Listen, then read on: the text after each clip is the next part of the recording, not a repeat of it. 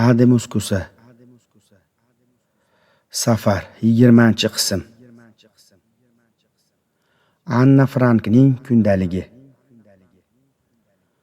Amsterdamning ko'rish kerak bo'lgan ko'p joylari dam maydoniga yaqin bo'lganligi sababli biron joyga bormoqchi bo'lsam, birinchi shu maydonga kelar edim. Bu yerda biroz dam olgach manzil tomon yo'l olar edim. Shaharga kelgan sayyohlar eng ko'p tashrif buyuradigan joylardan biri Anna Frankning uyi bo'lib, dam maydonidagi cherkovdan chapga yurganda qarshimizga chiqadi. Yahudiy oilasining 14 yoshli qizi Anna Frank Ikkinchi jahon urushi paytida shaharni bosib olgan natsistlarning qo'liga tushmaslik uchun mana shu uyga yashiringan. 2 yil mobaynida bu uyda boshidan kechirganlarini o'z kundaligida yozgan Anna Frank 16 yoshida bir axborot tufayli hibsga olingan. Keyinchalik fashistlar tomonidan oilasi bilan birgalikda konslagerga olib borilgan Anna Frank oilasidan faqatgina otasi tirik qoladi. Anna Frank haqida hech kim eshitmagan bo'lsa-da, kichkina qizcha tutgan kundalikni otasi uydan topib oladi. Uning kundaligi 1947-yilda kitob holida nashr qilingan. 1959-yilda esa Anna Frankning kundaligi asosida film suratga olingan. Uning kundaligi o'sha davr haqida ma'lumot keltirilgan eng muhim hujjatlardan biri hisoblanadi. Bugungi kunda muzeyga aylantirilgan Anna Frankning uyi oldida avtobus bekatlarini yodga soluvchi navbatlar paydo bo'lgan. Shunday qilib men ham Anna Frankning uyiga ziyorat uchun keldim, faqat chipta qolmaganligi sababli ichkari kira olmadim. Anna Frankning uyiga kirish uchun 2 oy oldin onlayn chipta sotib olishingiz kerak va uy oldida uzoq muddat navbatda turishingiz kerak. Men esa bunga chiday olmayman. Red Light District. Men Amsterdamga kelishimdan oldin Red Light District, Qizil chiroq tumani haqida eshitgan edim. Turkiyadagi universitetda tahsil olib Niderlandiyaga qaytgan do'stim Niyozi Elibol bilan Amsterdamda uchrashganimizda, men sizga bu shaharning yana bir tomonini ko'rsatmoqchiman. Agar siz Amsterdamgacha kelib Red Light District hayotini ko'rmay ketsangiz, na G'arb va na Amsterdam haqida yetarlicha fikrga ega bo'la olmaysiz deb aytgan edi. Shu sababli bir kuni Niyoziy bilan dam maydonidan 5 daqiqa yuqorida joylashgan Red Light Districtning ko'chalariga yo'l oldik. Bu yer odamlar gunoh botqog'iga botadigan botqoqlikdan iborat ekan. Red Light Districtda borar ekanmiz, yoshlar o'rab olgan do'konlarga duch keldik. Niyoziyning bildirishicha, bu yerlarda giyohvand moddalar sotiladi. Gollandiya hukumati yoshlarni boshqara olmaganligi sabab ularni nazorat qilish uchun giyohvand moddalardan foydalanishni erkin qilib qo'ygan. Coffee shop deb nomlangan joylardan biriga kirganimizda ichkarida marixuana chekayotgan gollandiyalik yoshlarni ko'rdik. Kuchli hid va tuman tarqagan bu joy yanada qo'rqinchli va qayg'uli ko'rinadi. Aksariyati maktab yoshidagi bu yoshlarning bu ahvolini ko'rib qattiq iztirob chekdim. Amsterdamdagi so'nggi kechadan qalbimda mana shu qayg'ular qoldi. Cheksiz erkinlikmi yoki cheklangan va tartibli hayotmi? Red Light Districtni ko'rganimdan so'ng erkinlik haqida uzoq o'yladim. Islom dinida inson haddini bilish bilan hurriyatga erishar ekan. Hozirgi kunimizda esa G'arb madaniyatiga ko'ra inson haddidan oshish bilan erkinlikka erishmoqda. Holbuki inson o'z haddini bilganidagina o'zini, nafsini, oilasini va vatanini saqlay oladi. Haddidan oshgan inson huzursiz va g'amgin bo'ladi. Haddini bilgan insongina saodatga erishadi. Chegaralar aslida inson uchun ajralmas qalqondir. Lekin bu masalada G'arbni misol keltirib o'zimizni oqlay olmaymiz. Bugun musulmon jamiyatlari va islom davlatlari ham bu masalada o'rnak bo'la oladi deb aytish qiyin. Na erkinlikni chegarasizlik bilan bog'lagan G'arb va na o'z aqli va irodasini rahbarlarga topshirgan Sharq ham. Men bir musulmon qatori erkinlikni mutlaq haqiqat bo'lgan islomning tavhid tushunchasini eng to'g'ri shaklda fahmlash bilan bog'liq deb bilaman. Chunki inson tavhid bilangina haqiqiy hurriyatga erishadi. O'rta Yer dengizidagi Kipr. Hamrohim Jalol To'pchi bilan birga chiqqan safarimizda samolyotimiz Kiprdagi Erjan aeroporti tomon uchar ekan, bolalikdagi Kipr xotiralari yodimga keladi.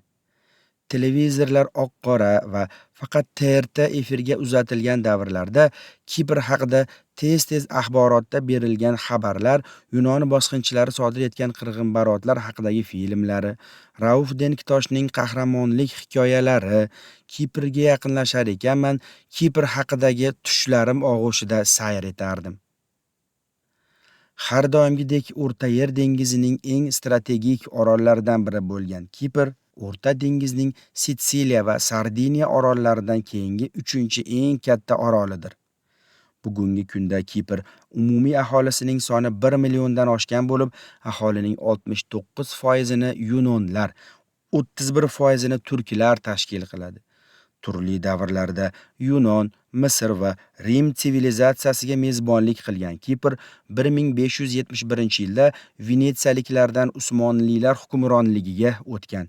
Uzoq yillar Usmoniylar hukmronlik qilgan Kipr Birinchi jahon urushi davrida Ingliz mustamlakasi ostiga o'tgan va 1960-yilgacha Ingliz hukumati ixtiyorida bo'lgan. Orol 1960-yilda mustaqillikka erishdi va Kipr Respublikasi qurildi.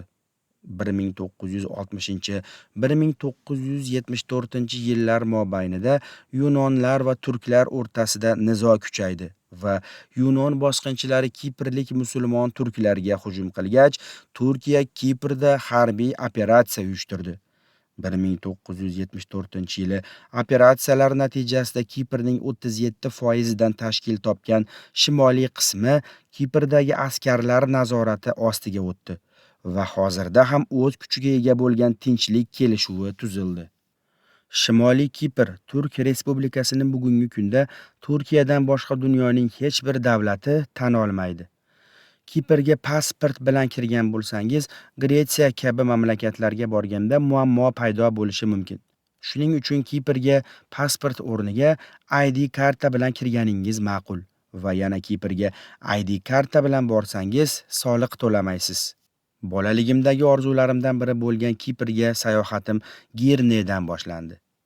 Janubda mashhur Beshbarmoq tog'lari va shimolda O'rta dengiz bilan o'ralgan Girne xuddi bir sayohat shaharchasi kabi ko'rinadi.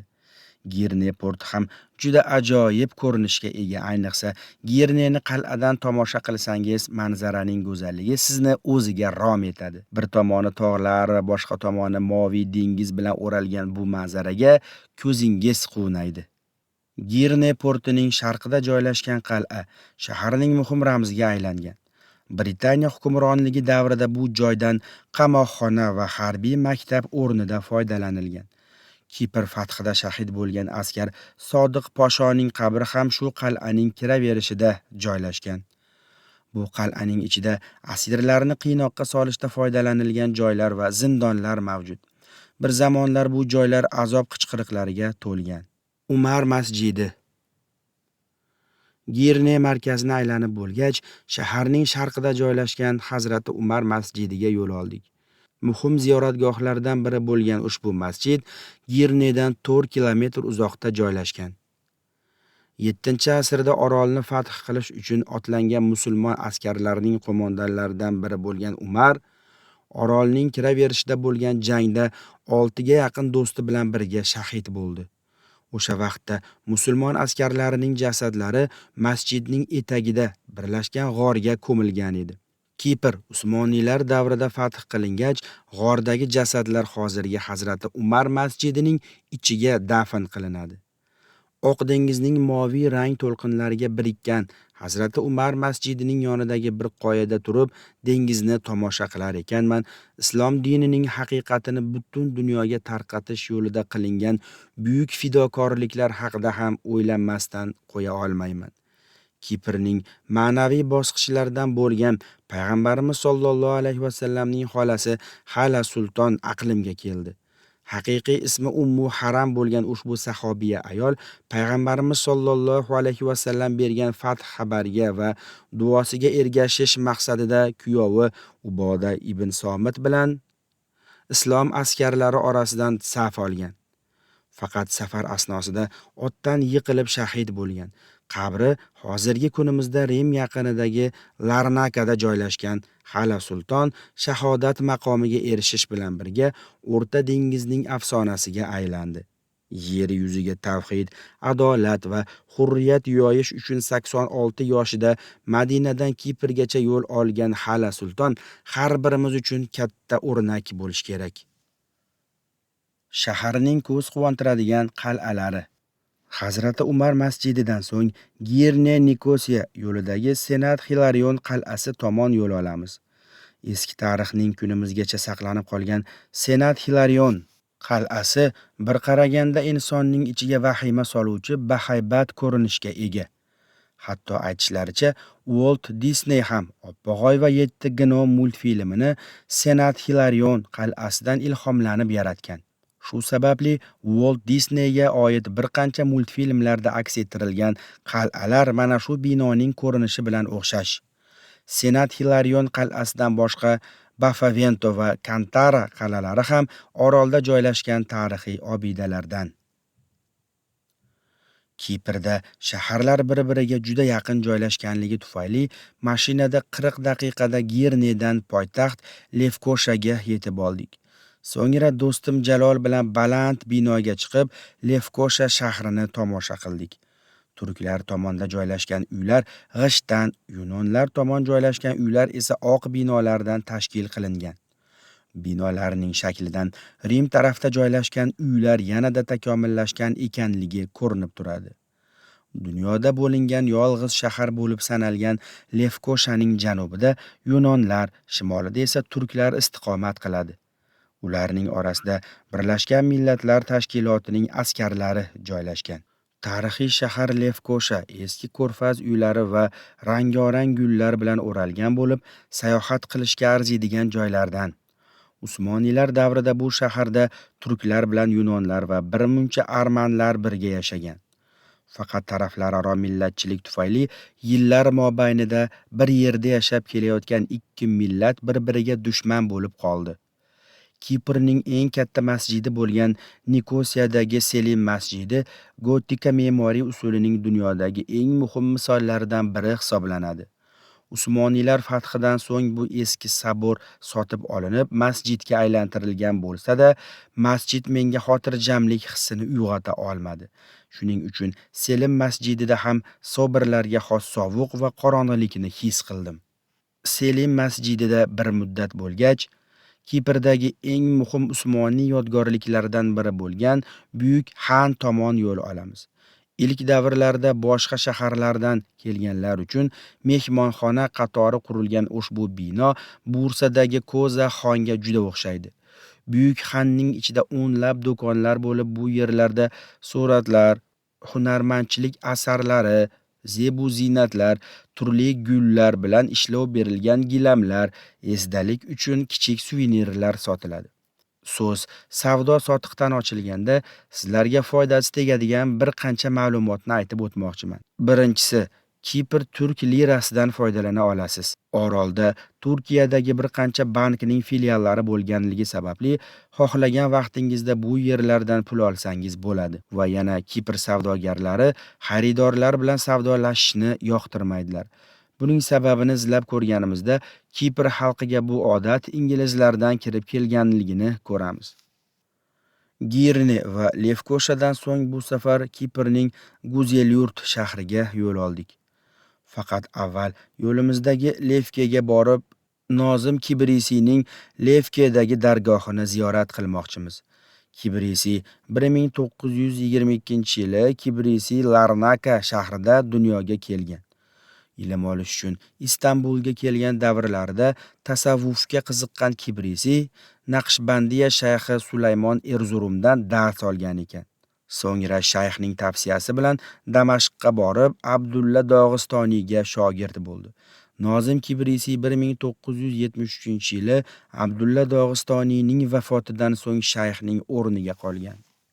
Kibrisiyning dargohini ziyorat qilgan ziyoratchilarning ko'pchiligi xorijdan kelganlar. Yevropa davlatlaridan Lotin Amerikasiga, Afrikadan Osiyogacha bo'lgan dunyoning 4 tomonidan insonlar Kibrisiyning dargohini ziyorat qilish uchun keladi. Biz ham ziyorat uchun borganimizda dunyoning 4 tomonidan kelgan darveshlarni ko'rdik.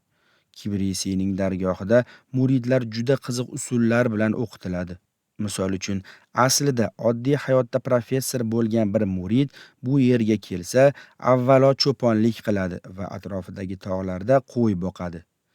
Nozim Kibrisiydan so'ng o'rniga o'g'li Muhammad Nozim odil shayxlik qila boshlagan.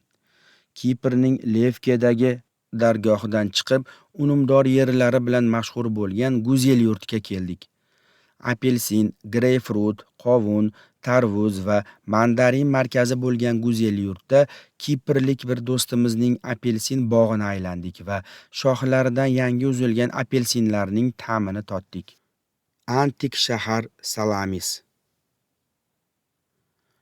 Maqsadimiz Kiprni boshdan oxirigacha aylanish bo'lganligi uchun yana yo'limizda davom etamiz. 1,5 soatdan ortiq safardan so'ng Kiprning Famagusta shahriga yetib keldik. Kiprning yana bir chekka shaharlaridan bo'lgan Famagustada orolning eng muhim markazlaridan biri joylashgan. Famagusta yaqinidagi mashhur qadimiy Salamis shahri esa 19-asrning boshlarida daraxt va tuproq qatlami bilan qoplangan holda topilgan. 1952 va 1974-yillar oralig'ida olib borilgan qazilmalar orqali xaroba shaharning katta qismi qazib tozalangan. Bozorlar, suv quduqlari, sport maydonlaridan iborat bu shahar xuddi bir tarix muzeyini yodga soladi. Salamisning yaqinidagi yer ostida joylashgan bir g'orda Hazrati Isoning havoriylaridan bo'lgan Sent Barnabasning qabri bor. Quddusdan Kiprga kelgan va 45 yilda xristianlikni yoyishga kirishgan Sent Barnabas payg'ambarimiz Muhammad sollallohu alayhi va sallamning kelishini mujda qilgan. Lala Mustafo Posho masjidi yonidagi barlar. Famagustaning muhim tarixiy asarlaridan yana biri Aziz Nikolay Saboriy deb bilingan Lala Mustafo masjididir. Kiprning fotihi Lala Mustafo Posho nomini olgan ushbu masjid 1571-yilgacha xristian qirollarining toj kiyish marosimini o'tkazgan sabor bo'lgan. 1571-yili Usmoniylar davrida masjid qilingan ushbu binoning eng chiroyli tomoni g'arbida joylashgan derazalaridir. G'arbida joylashgan ushbu derazalarning toshlariga bejirim ishlov berilganligi bilan ajralib turadi. Lala Mustafo Posho masjidining atrofidagi Usmoniylar davridan barpo qilingan tarixiy binolarning barchasi ichimlik sotiladigan restoran va barlarga aylantirilgan. Bir zamonlar Qur'on tilovat qilingan ushbu madrasaning ahvoli meni qattiq qayg'uga solsa, bir tomondan Kiprning haqiqiy ahvoliga yaqinroqdan shohid bo'laman. Biz kirgan do'konda sotuvchining "Biz turkiyalik turklarini bu yerda bo'lishni xohlamaymiz. Biz yunonlar bilan baxtli edik" degan so'zlari meni ancha garang qildi. Albatta, bu bir insonning gapi butun Kipr xalqining fikrini bildirmaydi. Kipr xalqi islom madaniyatidan uzoqlashar ekan, Turkiya bilan bo'lgan yaqinlik tuyg'usi ham yo'qotilganiga shohid bo'ldim. Kiprning dini va madaniyatidan uzoqlashtirish uchun qilingan harakatlar o'z samarasini bera boshlagan bo'lsa-da, haqiqiy din va chin madaniyatga qaytish uchun hech qachon kech emas. Faqat qattiq harakat qilish lozim. Lala Mustafo Posho masjidining yaqinida mashhur shoir Namiq Kamol yashagan bino joylashgan. Namiq Kamol Vatan Yahud Silistr spektaklini sahnalashtirganligi sababli osti zindon bo'lgan 2 qavatli binoda 38 oy surgunda hayot kechirgan. Asosan Anadoludan kelgan turklar ziyorat qilgan ushbu maskan hozirgi kunda Namiq Kamol nomidagi muzey qatori faoliyat yuritmoqda. Ishoratlarning ortidan. Bizga safarda yo'lboshchilik qilgan do'stimiz Chig'atoy O'zdem bilan birga bu yurtdagi so'nggi bekatimiz Famagusta yaqinida joylashgan Oltinqum sohili bo'ldi. Bu yerlarda dengiz manzarasini tomosha qilar ekan, xayol og'ushiga sho'ng'ib ketadi inson. Bu go'zal dengiz, qarab xayollarim asrlar avval cho'kib ketgan kemadan sochilgan oltin tangalar kabi sochiladi. Shu vaqt bu olam meni yangi orzularga yetaklagan belgilarga to'la ekanligini his qilaman. Yo'llar, shaharlar, boshqa diyorlar bugun ham ishoratlar ortidan yo'lga tushgan sayyohlarni kutmoqda. Sayyoh aslida haqiqat izdoshidir. Haqiqatning izidan zerikmasdan, charchamasdan va yer yuzining to'rt tomonidagi ishoratlarni ortidan borgan jasur sayyoh.